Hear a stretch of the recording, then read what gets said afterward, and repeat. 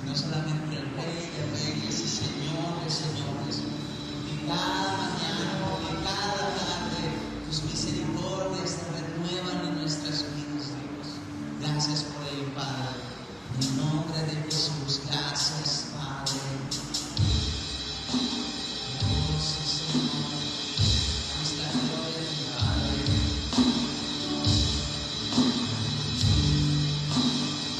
Aleluya. Alabamos, Rey.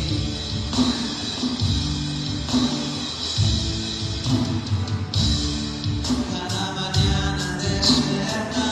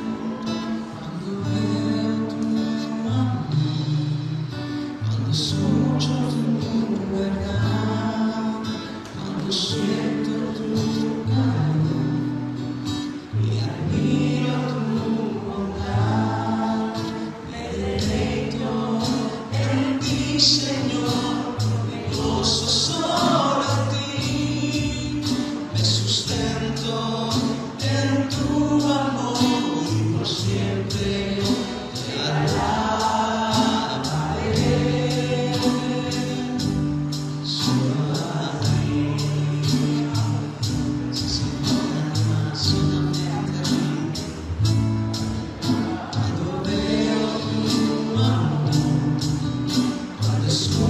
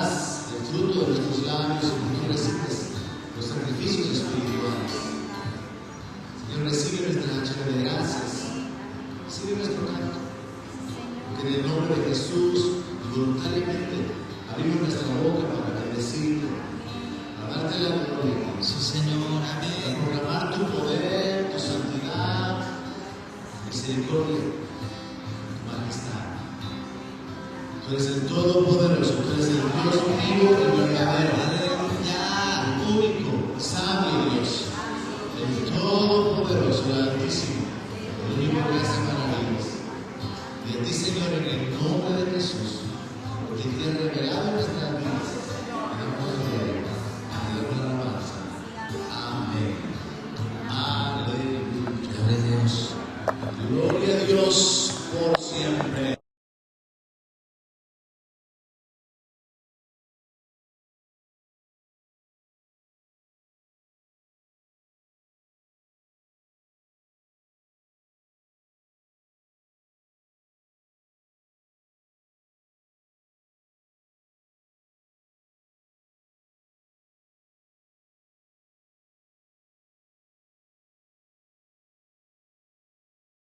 palabra, miércoles de estudio bíblico. Vamos a la parte 9, la división o la sección número 9 del Salmo 119. Así que comenzamos en el versículo 65. Varias ideas que escudriñar acá, varias ideas que podemos aplicar a nuestra vida. Estamos enfocados en el Salmo 119, haciendo un estudio de este Salmo que está enfocado en la palabra de Dios, pero que estamos también sustentando la idea de que está conectado con la oración, con la comunión con Dios.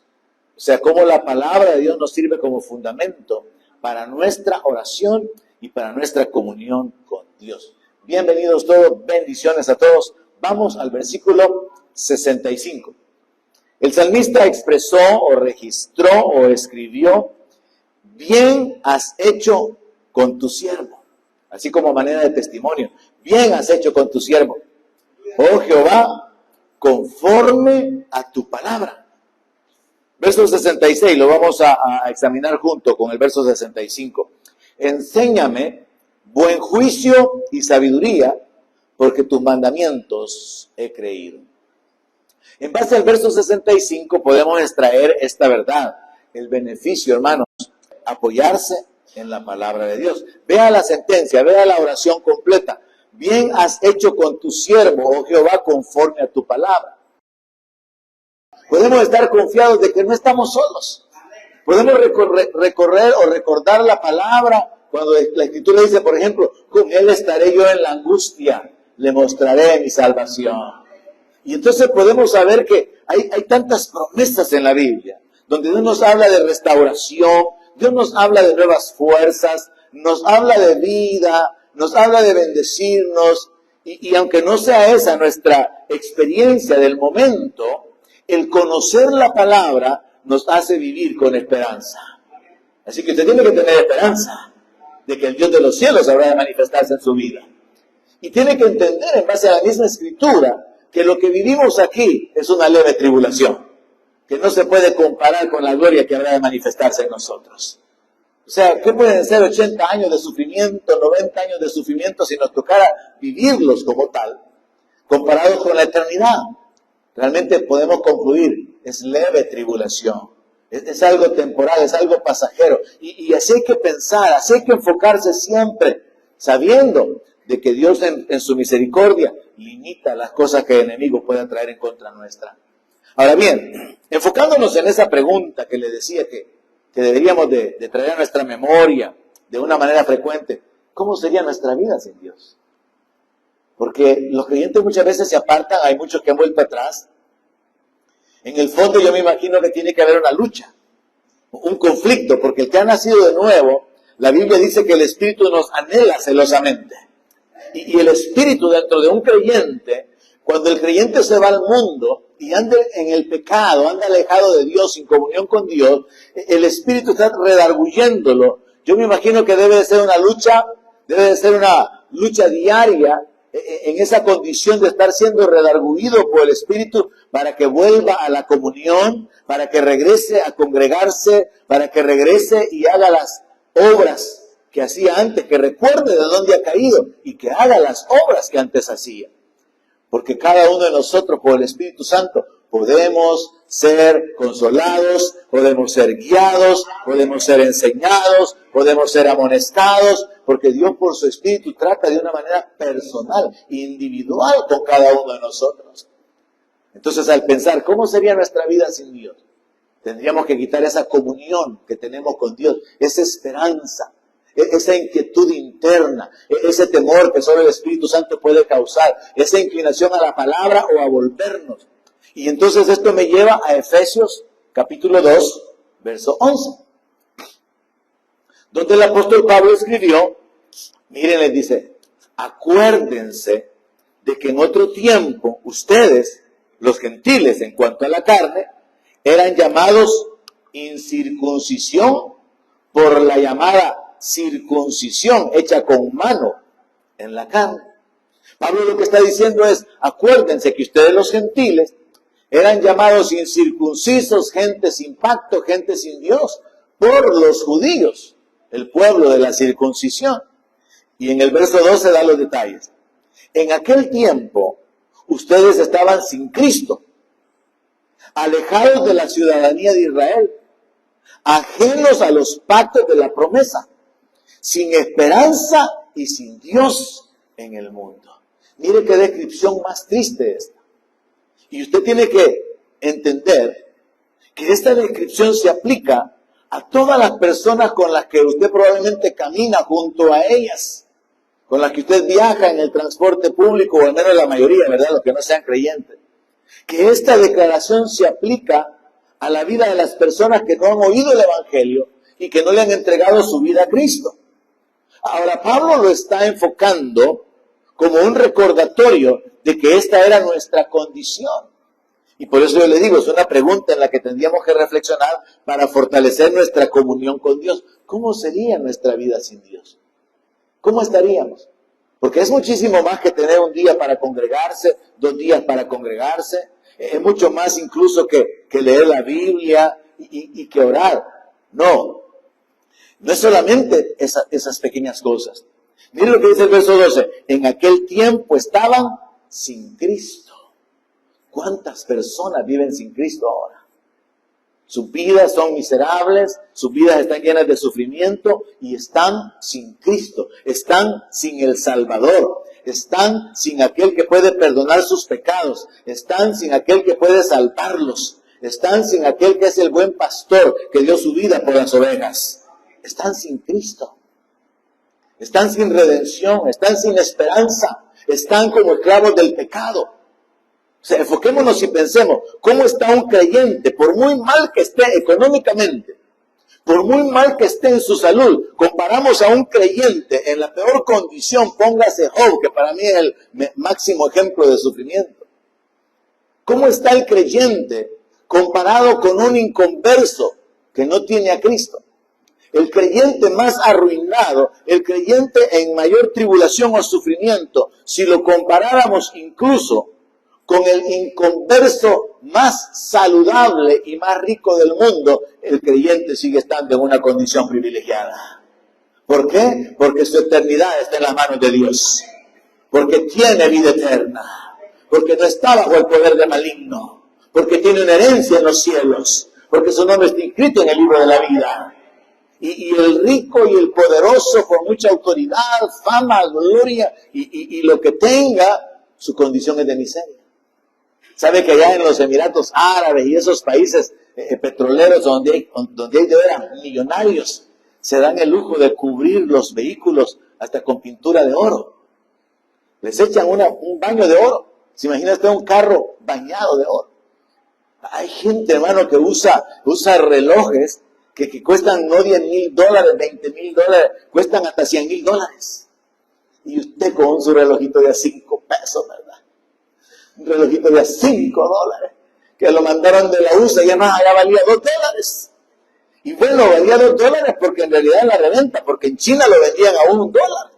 Y ya al llevarlo a Estados Unidos ya costaba $2. Y entonces nos damos cuenta que el mundo está lleno de gente que aparentemente vive en la opulencia, en la felicidad, en los deleites, en las riquezas, teniendo posesiones, disfrutando la vida. Pero esa persona sin Cristo es miserable. Así como el Señor le dice a uno de los miembros de la iglesia de la Odisea, ¿verdad? Que son miserables, desnudos, ciegos. Porque, hermano, el que está sin Cristo es un miserable.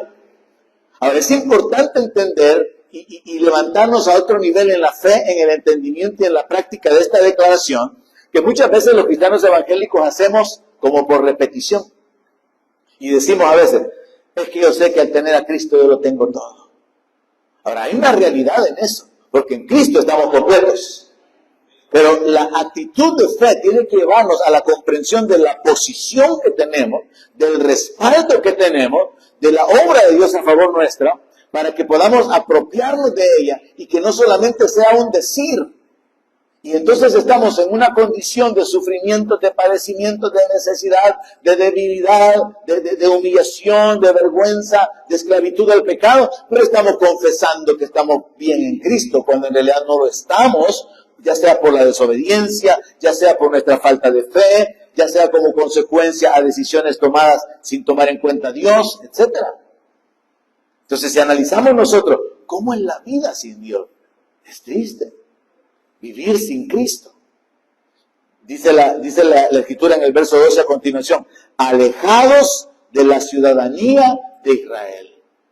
El apóstol Pablo enseña que nosotros estamos esperando la manifestación gloriosa de nuestro Señor y Salvador Jesucristo. Y él dice que nuestra ciudadanía está en los cielos. Eso significa que hay un proceso espiritual, como en el plano legal.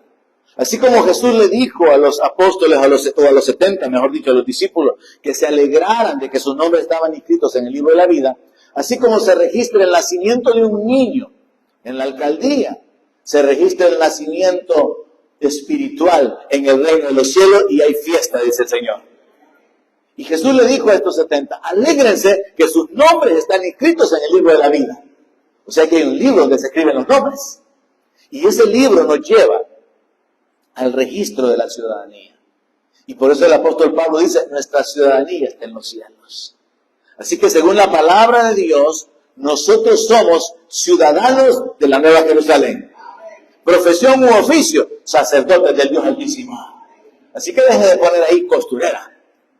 Deje de poner ahí ama de casa. Deje de poner ahí, ¿verdad?, cualquier otra cosa. Profesión u oficio, sacerdotisa del Dios Altísimo.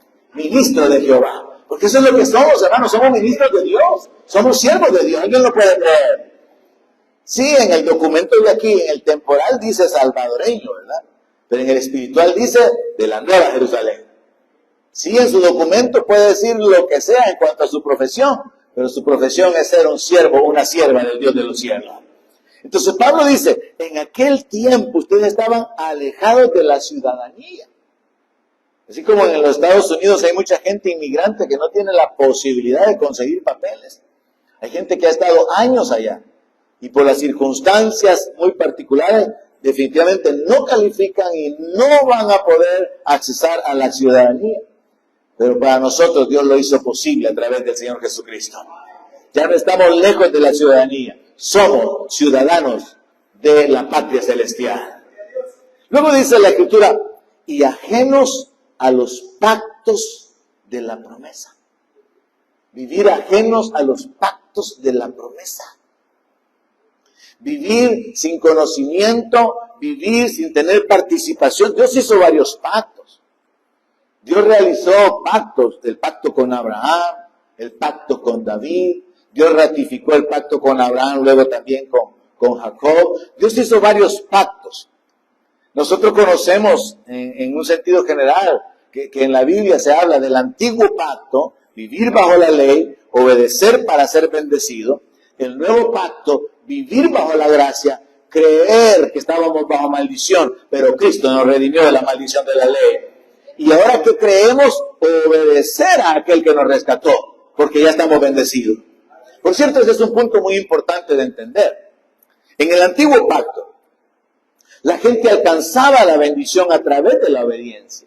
La gente tenía que obedecer para poder ser bendecida. En el nuevo pacto, nosotros creemos, alcanzamos la bendición y por causa de ser bendecidos debemos obedecer. En el antiguo pacto había que hacer obras para ser salvos. En el nuevo pacto somos salvos para que hagamos obras. ¿Hay alguien aquí esta noche? Porque hay muchos evangélicos que no hacen obras. Cuando no se entiende que fuimos creados para buenas obras, las cuales Dios creó de antemano, dice la palabra. Y mire, muchas veces nos quedamos muy cortos en nuestra concepción de cuáles son esas buenas obras. Son obras de misericordia, son obras de amor, son obras de servicio, de honra. Todo lo que usted puede hacer para levantar o bendecir a otra persona, esas son las obras que a Dios le agradan. Y fuimos creados para ese tipo de obras. Entonces yo quiero recalcar lo suficiente esto. En el antiguo pacto había que hacer obras para ser salvo. Había que obedecer para alcanzar la salvación. Había que cumplir la ley para poder ser parte del pueblo bendecido. En el nuevo pacto hemos creído en aquel que quitó la maldición y ha hecho disponible la bendición para nosotros. nos ha perdonado, nos ha salvado, nos ha adoptado, pero tenemos que hacer obras y tenemos que obedecer. Y tenemos que continuar cuidando la salvación con temor y temblor. Porque no podemos descuidar una salvación tan grande que nos ha sido dada. Entonces, el apóstol habla acerca de vivir ajenos a los pactos, vivir sin Cristo, vivir sin ciudadanía. Y luego dice, sin esperanza. Mucha gente vive en el mundo sin esperanza. Hay tanto sufrimiento en el mundo.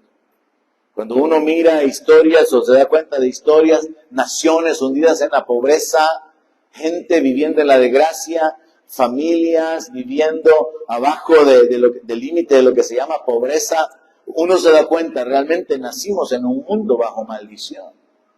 Nacimos en un mundo lleno de padecimientos, en un mundo lleno de injusticias. Pero qué terrible es vivir en ese mundo sin esperanza. Porque otra cosa es vivir en ese mundo, pero teniendo esperanza. Porque la esperanza nos impulsa, la esperanza nos moviliza hacia un mejor futuro. Y sobre todo la esperanza puesta en Dios causa que nosotros podamos actuar en fe y por medio de la fe recibir o poseer lo que Dios ha provisto para nuestra vida. El texto termina diciendo, y sin Dios en el mundo. O sea, por eso le preguntaba yo, ¿se pone usted a pensar o debería usted ponerse a pensar a menudo cómo sería su vida sin Dios? Usted no tendría Dios, no tendría esperanza, estaría ajeno a los pactos, estaría ajeno sin ninguna relación con las promesas que están en la Biblia, usted no tendría ciudadanía, usted no tendría a Cristo como Señor ni como Salvador. Pero ¿cómo estamos? Estamos todo lo contrario. Cristo es nuestro pastor, es nuestro Salvador, es nuestro Señor, es nuestro sanador, es nuestro ayudador, es nuestro Rey. ¿Cómo estamos? Tenemos la ciudadanía celestial. ¿Cómo más estamos? Con un conocimiento revelado de las promesas de Dios que están en la palabra, y en la medida que usted conoce esas promesas, aprópiese de ellas. No solamente diga que está escrito, aprenda a discernir qué es lo que Dios ha provisto para su vida. Les decía a los hermanos que vinieron a la oración el día lunes, hermanos, hay que entender este principio. Cuando nosotros alabamos a Dios por su poder, entendamos que ese poder no es para Él mismo, es para nosotros. Cuando nosotros alabamos a Dios por su misericordia, entendamos que esa misericordia es para manifestarla en nosotros. Cuando alabamos a Dios por su gracia, entendamos que esa gracia Él la ha derramado y la ha revelado a través de Jesucristo para nosotros. Entonces, el alabar a Dios nos conecta con sus virtudes. Y el alabar a Dios nos hace que podamos recibir aquello que Él es. Él es el pastor. Él es el más que suficiente. Él es el todopoderoso. Él es el sanador. Él es el proveedor. Él es justicia nuestra. Lo que Dios es, lo es para beneficiar a su pueblo. Entonces les decía yo a los hermanos que vinieron el lunes a orar, dice la Escritura, deleítate a sí mismo en Jehová y Él te concederá las peticiones de tu corazón. ¿Por qué? Porque hay un principio escondido en esto. Cuando usted alaba a Dios con entendimiento y se conecta con lo que es Dios, con quién es Dios, con cómo es Dios, en las virtudes de Dios, usted muchas veces no necesita pedirle a Dios que haga algo, sino que mientras usted lo alaba, usted se conecta, usted toma, usted recibe. Por ejemplo, usted reconoce, el Señor es mi pastor, nada me faltará. Y usted lo alaba y usted bendice al Señor y dice, Padre, reconozco que tú eres el proveedor, que toda buena dádiva desciende de ti, del Padre de las luces, y que tú eres el más que suficiente para poder proveer. En el momento que usted está alabando a Dios, usted está conectando en fe con Él. Y en ese momento que usted está haciendo la confesión de quién es Dios, de cómo es Dios, y lo está alabando con su espíritu, usted se está conectando para poder recibir de Dios. Si usted ora en base a la palabra, Señor, reconozco que en tu palabra tú te has revelado como sanador y tú dijiste, yo soy Jehová, su sanador. Y te alabo, Señor, por tu bondad, por tu misericordia. Y mientras usted alaba y bendice a Dios porque Él se ha revelado como sanador, usted puede recibir su sanidad sin que la pida. Porque se está deleitando en el Señor y Él concede las peticiones del corazón. No están en la boca, las peticiones del corazón. Entonces, muy importante, ¿verdad?, entender que nuestra posición es privilegiada. Tenemos Dios, tenemos esperanza, tenemos parte en el pacto, tenemos conocimiento de las promesas, y ustedes ya están diciendo amén, amén, amén, si lo cree. Tenemos una ciudadanía celestial y estamos en Cristo Jesús. Ahora bien, encontramos entonces en el verso 65 el beneficio de conocer y apoyarse en la palabra. Pero en el verso 66 encontramos la dependencia del Dios de la palabra. Porque esa es otra cosa. Mire, una cosa es la palabra y otra cosa es el Dios de la palabra. ¿Hay una unidad? Sí, porque la palabra revela la voluntad de Dios. La palabra sale de la boca de Dios. Pero hay que entender que hay una separación en el sentido de conectarse con el Dios de la palabra. Y el verso 66 dice, enséñame buen sentido y sabiduría, porque tus mandamientos he creído. Y otra vez, como lo hemos descubierto en este estudio, el Salmo 119 no solamente está enfocado en la importancia de la palabra, los beneficios de obedecer la palabra, el valor que la palabra tiene, sino que también está conectado fuertemente con la oración, está conectado con la comunión con Dios, con la dependencia de Dios, con la revelación que Dios hace por su Espíritu de su misma palabra. Entonces el salmista, en esa dependencia de Dios, le pide, enséñame. ¿Cuándo fue la última vez que usted oró al Señor y dijo, Señor, enséñame? Porque usted puede hacer que de una manera religiosa venga para oír la palabra, para oír el mensaje, para ser enseñado. Pero en realidad yo no le puedo enseñar. El maestro es el Espíritu Santo. Él es quien le puede enseñar. Yo solamente lo puedo guiar así como cuando uno agarra un mapa para poder manejar de un lado a otro. De aquí nos vamos para allá, de aquí manejamos para acá, aquí nos vamos a encontrar con esto y seguimos por acá. Yo solo lo puedo guiar en las Escrituras, pero el maestro es el Espíritu Santo. Por eso la palabra dice que ustedes tienen la unción, dice Juan, y la unción nos enseña todas las cosas. Entonces el creyente que no está aprendiendo es porque no está siendo sensible al Espíritu Santo. Yo le digo eso continuamente a los estudiantes en el ministerio, a los estudiantes en el bíblico. Nosotros no podemos enseñarle, nosotros podemos transmitirle el conocimiento en el sentido de poder exponer, de poder compartir lo que nos fue dado, pero el que enseña es el Espíritu Santo de Dios. Y en este sentido pensemos y apliquemos lo siguiente en nuestra vida.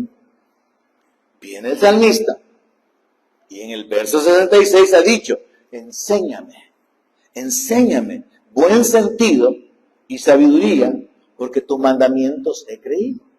Sobre la base de que él ha aceptado los mandamientos de Dios como regla de vida y que ha creído en la palabra, el salmista se va al Dios de la palabra y le dice, Señor, yo ya creí que tu palabra es verdad. Yo creo que tus estatutos son juicios. Yo creo que tu ley es perfecta, Señor. Yo ya creí. Ahora yo te pido algo. Enséñame buen sentido. Enséñame sabiduría. Y es que, mire, hermano, todos, aunque no me vaya a decir amén, todos necesitamos continuamente pedirle a Dios que nos enseñe. Para vivir la vida, para tomar decisión. Todos necesitamos pedirle a Dios sabiduría. Santiago lo pone así con un poco de humildad, ¿verdad? Si a alguno le hace falta sabiduría, pídala a Dios. Santiago lo pone con un poco de humildad. Yo se lo voy a poner de otra manera. Levante la mano quien no necesita sabiduría. Levante la mano quien no necesita pedirle a Dios sabiduría. Ahora, a pesar de que la necesitamos, no la pedimos. Y entonces fallamos a nosotros mismos. Porque a veces no sabemos qué hacer. ¿Y sabe qué hay que hacer cuando usted no sabe qué hacer? Decirle a Dios que usted no sabe qué hacer. Es bien sencillo, ¿no? Yo a veces le digo eso al Señor, bien a menudo, Señor, yo no sé qué hacer. Es tan fácil. Creo que fue Josafat el que oró de esa manera. Le dijo el Señor, Señor, le dijo, mira el ejército que viene en contra de nosotros, no hay poder en nosotros para hacerle frente a ese ejército, le dijo, y nosotros no sabemos qué hacer, le dijo. Aunque sea de eso, acuérdese de esta noche, hermano. Ore a Dios y dígale, Padre, yo no sé qué hacer. Ya con eso ya va a venir bendición sobre su vida. Y si le agrega, Señor, enséñame buen juicio, Señor, enséñame sabiduría, ya va avanzando a otro nivel y va a ser bendecido. Ahora, fíjese que es curioso, nos vamos desde el Antiguo Testamento al Nuevo Testamento, Juan, capítulo 6, verso 45.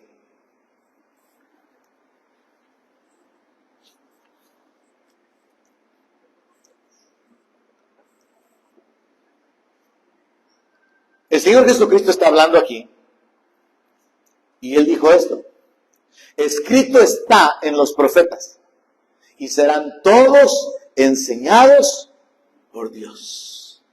¿Oyó esa frase o está durmiéndose? Y serán todos enseñados por Dios. ¿Quién es el que enseña? Es Dios. Pero el creyente tiene que venir en humildad diciéndole al Señor, Señor, enséñame, yo quiero que tú me enseñes. Ahora, viene el Señor Jesucristo y quiere aplicar esta escritura que había sido dada en el Antiguo Testamento como una profecía, como una revelación que había de cumplirse en el futuro. Y que es más, está todavía por cumplirse en el sentido literal del reino milenial de Cristo, donde la palabra dice que sus siervos verán su rostro. ¿Cuánto creen que vamos a ver el rostro del Señor? La palabra nos habla acerca de ver al Señor. La esperanza en el Antiguo Testamento escrita es: despertaremos, estaremos satisfechos cuando despertemos a tu semejanza. Eso creo que lo dijo David. Y Job lo que dijo fue: yo sé que con mis ojos vería a mi Redentor. Entonces hay una esperanza de la redención y estar en la gloria de Dios, en la presencia de Dios.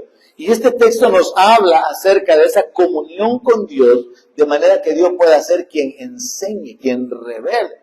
Y Dios lo está haciendo por el Espíritu Santo en este tiempo. Así que aquí el Señor Jesucristo está citando una profecía y está diciendo: y serán todos enseñados por Dios, así que todo aquel que oyó al Padre y aprendió de Él, viene a mí. Dios ha hablado de muchas maneras, dice el libro de Hebreos. Muchas veces y de muchas maneras. Y en los posteriores tiempos ha hablado por el Hijo. Dios hablaba desde el cielo. Pero luego viene el momento en que Dios habló en la persona de Jesucristo. Y Él vino a enseñar, vino a hablar de las bienaventuranzas, de los misericordiosos, de los mansos, de los humildes, de los que sufren, de los que lloran. Él vino a enseñar sobre la justicia, sobre el servicio, sobre el amor, sobre la limosna, sobre la oración, sobre el ayuno, sobre la santidad. Él vino a enseñar. Dios vino a enseñar. Ahora nosotros podemos aprender de Dios. ¿Cómo? Leyendo lo que Dios en la persona de Jesús enseñó. ¿Quiere usted ser enseñado por Dios? Llénese de la palabra. Lea lo que Jesús enseñó. Escudriñe lo que está escrito. ¿Quiere usted ser enseñado por Dios? Pídale a Dios, como el salmista lo dice en el verso 66, Señor, enséñame. Y Dios por su espíritu le va a enseñar la palabra. ¿Sabe? Dios a veces puede revelarle a usted escrituras. Dios a veces puede guiarlo a la palabra, Dios a veces puede recordarle la palabra, o Dios puede poner en usted un texto que usted ni siquiera lo conoce probablemente, y hasta le da la cita, le da el capítulo, y usted va y lo busca, y dice: yo nunca había leído esto, porque Dios quiere enseñarle algo. O usted está leyendo la palabra, y está con esa devoción, está con esa actitud de humildad, como la de este hombre, que le está pidiendo a Dios que le enseñe, y le dice al Señor, mientras usted lee la palabra: Señor, yo quiero que tu Espíritu Santo aplique la palabra en mi vida, en mi corazón. Y mientras usted la lee, wow, usted está siendo alimentado, su espíritu está siendo bendecido, usted está edificado, usted está siendo llenado de gozo, de paz, de esperanza, usted está siendo ministrado, porque su espíritu está comiendo el pan de la palabra de Dios, está comiendo el alimento que usted necesita. ¿Qué bendición es esa? Pero vemos entonces, solo 2 versículos, que nos habla del beneficio de conocer y apoyarse en la palabra, y de la dependencia del Dios de la palabra, de ser enseñados por Dios. Verso 67, nos habla de otra área totalmente diferente. Antes que fuera yo humillado, descarriado andaba, mas ahora guardo tu palabra. Este versículo nos habla de la experiencia de los padecimientos en desobediencia, de los padecimientos en la vida por causa de la inclinación al pecado. Antes que fuera yo humillado, descarriado andaba, mas ahora guardo tu palabra. Entendamos, trate de ver lo que ahí está escrito y entienda que aquí hay un proceso. El estar descarriado, el no tener un líder, el no tener un pastor, mejor dicho, el no tener Dios, el no tener temor de Dios, el no tener conocimiento de la palabra, el estar descarriado nos va a llevar siempre a la humillación, al sufrimiento, al padecimiento. Dice la palabra que el Señor Jesús vio las multitudes y tuvo compasión de ellas porque eran como ovejas sin pastor. La gente que está descarriada, la gente que vive en el pecado, la gente que no conoce la voluntad de Dios, ni el sacrificio de Cristo, ni lo que la palabra de Dios revela como la voluntad de Dios para nosotros, que nos ha llamado a santidad, que nos ha llamado a su gloria eterna, la gente que está descarriada, inevitablemente va a ser humillada. Pero esto también se aplica a nuestra vida. Cuando nosotros nos descarriamos, ¿cree que nos va a ir bien? Cuando nosotros nos descarriamos, nos salimos del carril, nos salimos del camino, nos salimos de la senda derecha. Cuando nosotros nos descarriamos, nos va a tocar humillación. Así que el salmista viene y reconoce que como consecuencia de haber vivido descarriadamente, fue humillado. Y como un resultado de haber sido humillado, él reaccionó. Y entonces ahora establece que en su vida hay una etapa diferente en la que él guarda su palabra. Quizás una forma de ilustrarlo sería la parábola del hijo pródigo, donde usted sabe que el hijo pródigo había vivido en la casa de su padre, disfrutando de los beneficios de ser uno de los herederos, pero cuando se le metió en su cabecita que quería conocer el mundo y disfrutar la vida a su manera, y recibió la herencia que exigió antes de tiempo, y se fue a gastarla, vivió descarriado. Y como consecuencia de vivir descarriado, terminó humillado, sin tener donde dormir, sin tener que comer, y queriendo comer la comida de los cerdos, y no tenía acceso ni siquiera a ella. Cuando el hijo pródigo fue humillado, después de haberse descarriado, se volvió al padre. Y cuando se volvió al padre, él reconoció: Padre, he pecado contra el cielo y contra ti. Recíbeme, no como tu hijo, sino como tu siervo. ¿Sabe que Dios en su sabiduría permite los padecimientos? Porque en nuestra terquedad y en nuestra naturaleza, muchas veces, cuando todo está bien, lo ocupamos para pecar. Cuando hay bonanza económica, para andar en el pecado. Cuando hay juventud y fuerzas, para andar en el pecado. Cuando hay libertad y todo está bajo control, para andar en el pecado. Ah, pero no va a estar arruinado. Dios, yo te prometo que si me levantas de esta cama y me das un año más de vida, yo voy a evangelizar todo el centro histórico de San Salvador, Señor. Si me levantas de esta cama, Padre, si me das un corazón nuevo, Señor, si haces el milagro y sanas este órgano que ya no me quiere funcionar, te entrego mi vida y yo voy a ser ujier por el resto de mi vida. Y en la humillación, ahí sí nos volvemos a Dios. Dios, hermano, en su perfección permite los padecimientos, porque es una cuestión de nuestra naturaleza humana. Si usted lee el libro de los jueces, se va a dar cuenta que esta historia se repite. Cuando estaban bien, siempre terminaban en el pecado. Y entonces, como terminaban en el pecado, Dios les levantaba enemigos, los esclavizaban, los humillaban, y cuando estaban humillados, clamaban a Dios. Y cuando clamaban a Dios, Dios los libertaba y les daba paz. Entonces, vean lo que el salmista está diciendo: antes que yo fuera humillado, ya andaba descarriado. O sea que la humillación es la consecuencia de andar descarriado. Y cuando ya estamos humillados, enfrentando las consecuencias de habernos descarriado, tenemos la opción, no es una garantía, porque esto depende de la voluntad de cada uno, de volvernos a Dios. El salmista está diciendo: mas ahora guardo tu palabra. Ahora, el asunto es entender que si todos aprendiéramos esto, Si todos aprendiéramos que este proceso es así, como que el que toca el fuego se quema. Si todos aprendiéramos que descarriarnos nos va a llevar a la humillación, y que cuando estemos humillados, ojalá que podamos reaccionar y volvernos a Dios, porque hay quienes ya no pueden volver a Dios, ya no tienen la oportunidad para volverse a Dios. Ojalá pudiéramos entender que este proceso es una realidad, y ha sido una realidad en la vida de muchos antes de venir a Cristo, y debería ser un proceso que tenemos que entender para evitar volver a descarriarnos.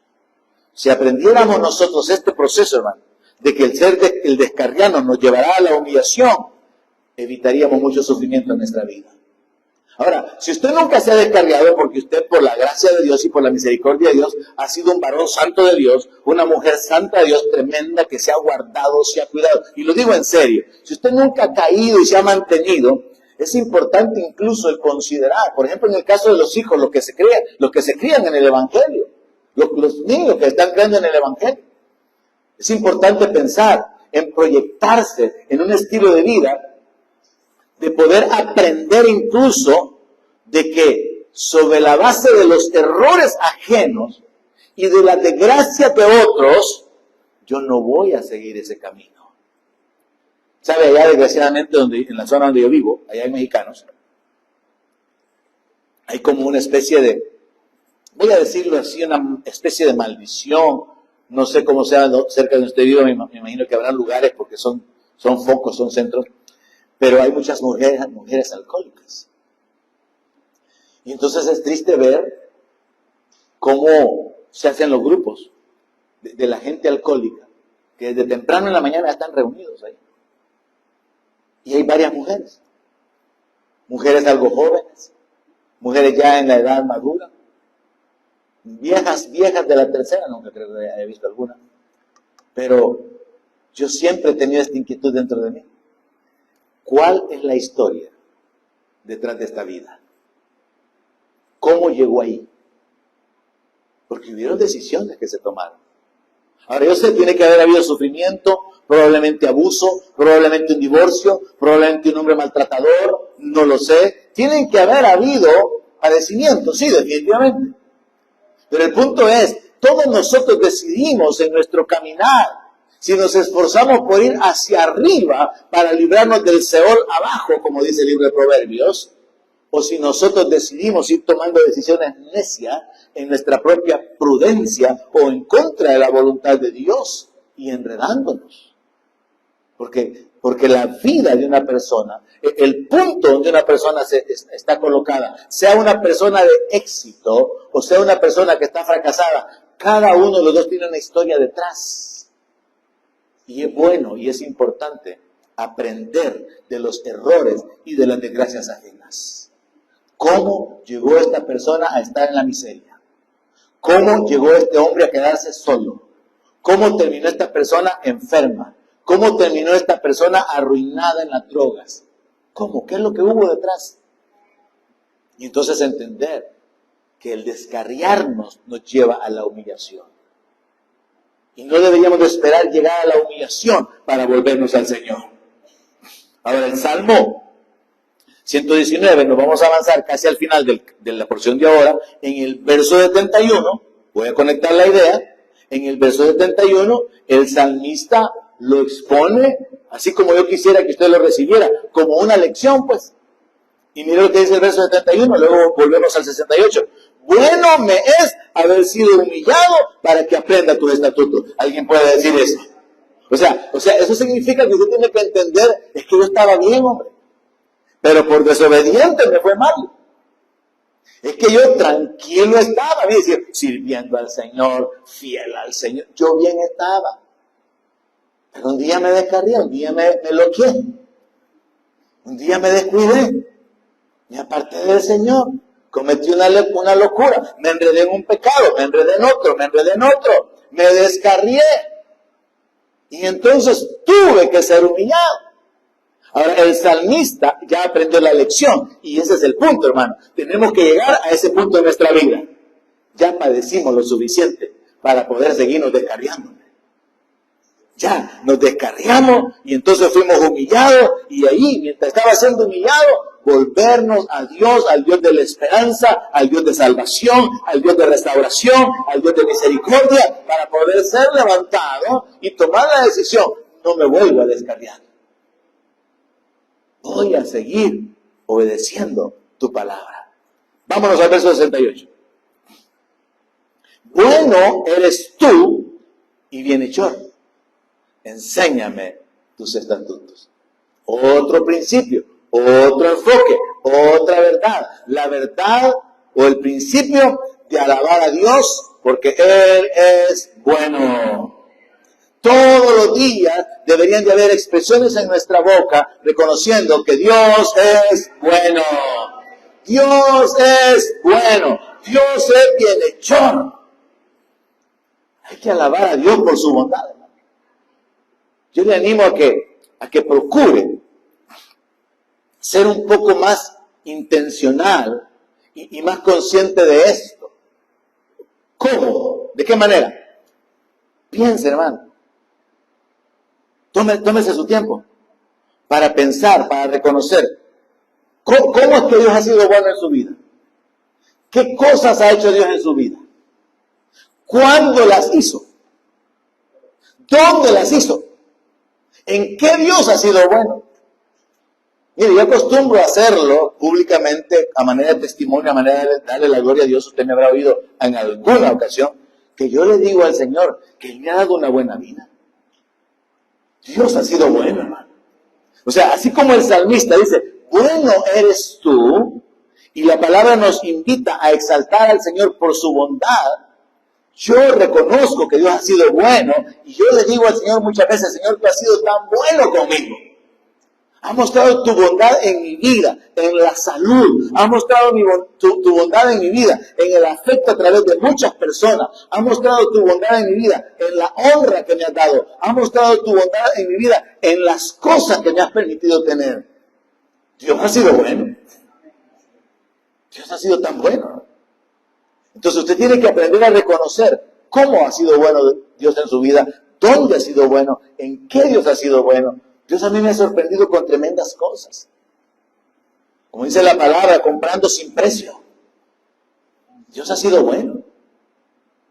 Dios me ha sorprendido de muchísimas maneras. Dios es bueno, hermano, porque Él a su amado da el sueño. Él es bueno porque a sus ángeles envía para guardar nuestra vida.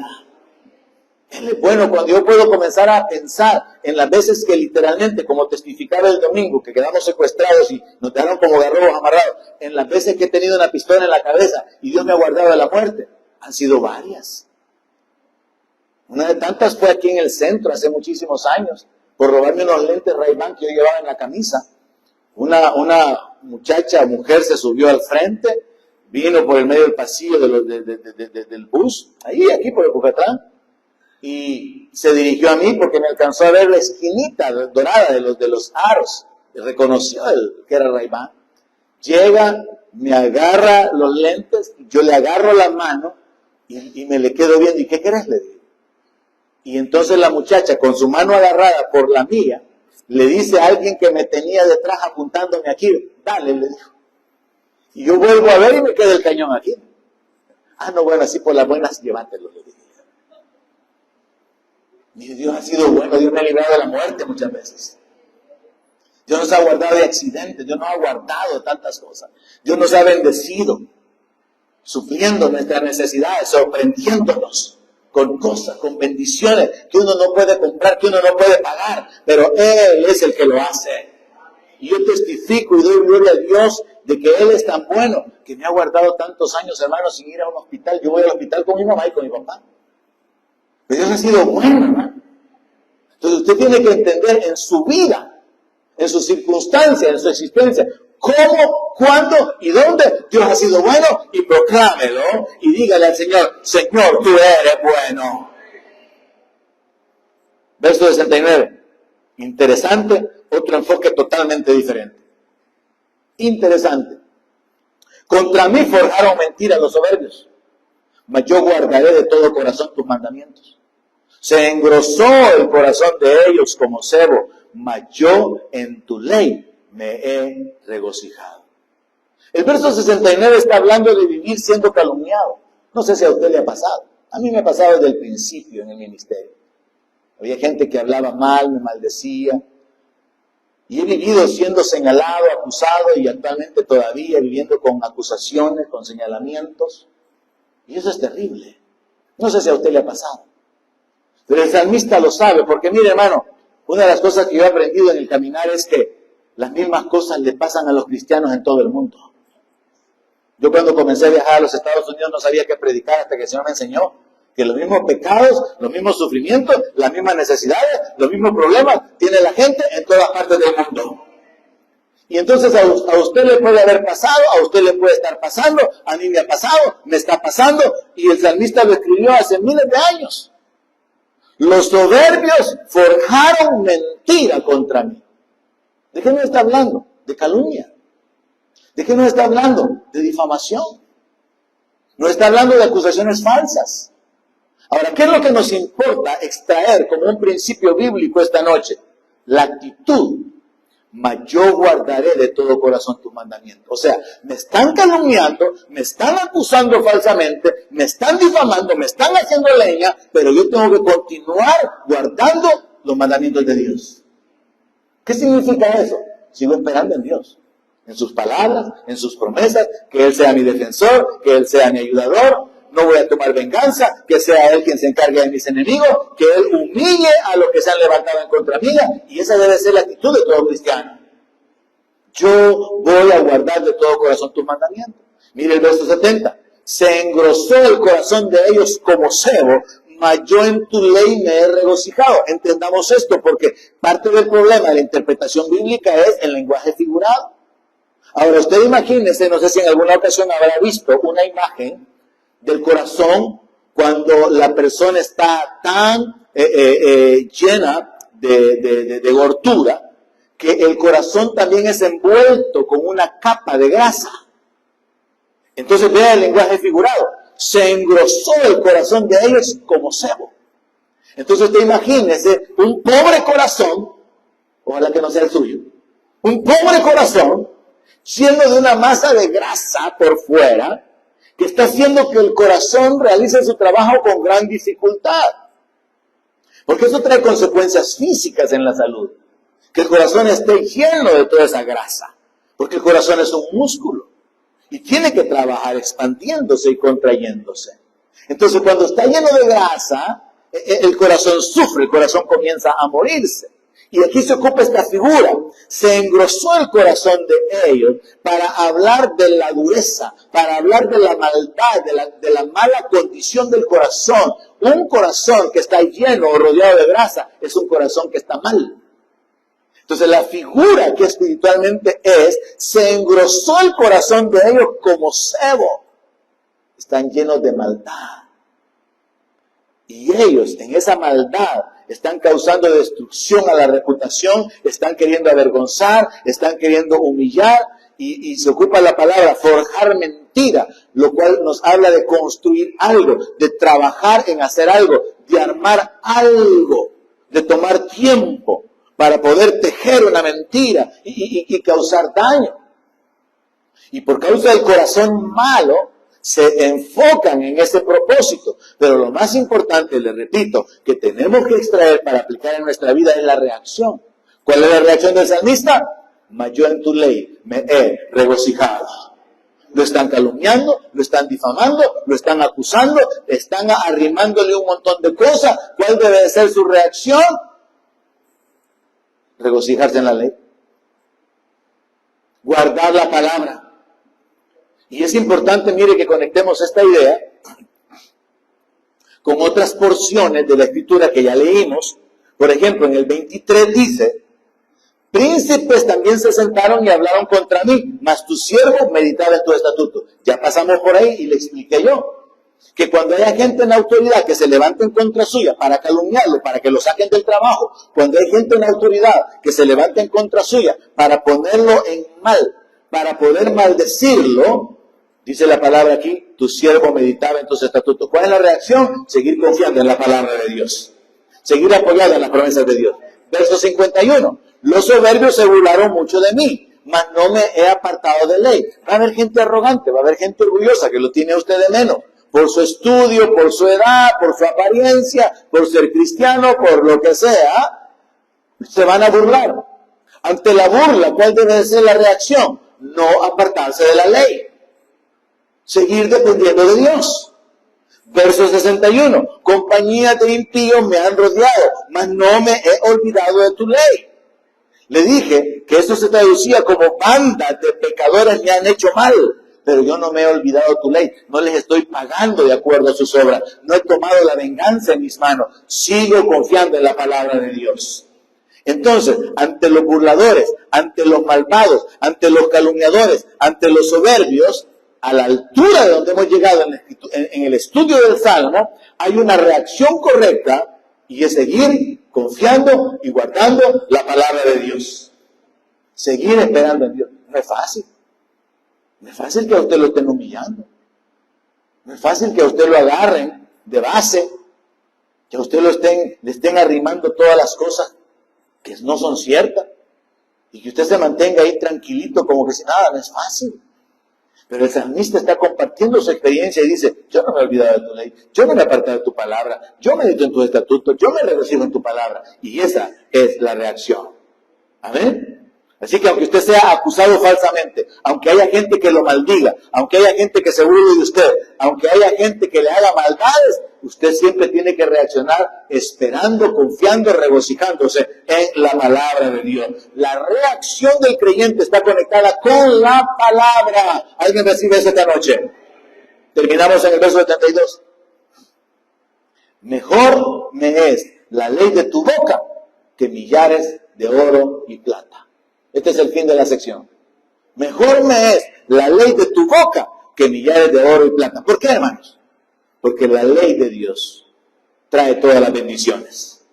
En el presente es la entrada para la gloria y es el acceso para las bendiciones en la vida eterna. Conocer la palabra, los estatutos de Dios, los principios de Dios, las leyes de Dios, los valores del reino, conocer lo que ha salido de la boca de Dios, es mejor que tener millares de oro y de plata, en el sentido de que puede haber gente millonaria, gente muy rica, gente que le sobra el dinero y no le alcanzaría la vida para vivirla. Pero una persona que conoce a Dios y que conoce la ley de Dios está más bendecida, porque su eternidad está en las manos de Dios. Y porque la ley de la boca de Dios produce vida, produce honra, produce salud, produce autoridad, causa sabiduría, causa gozo, causa paz, causa libertad. Entonces terminamos ahí. Es mejor la ley de la boca de Dios que millares de oro y plata. Bendiciones, iglesia. Continuamos el próximo miércoles con nuestro estudio del Salmo 119.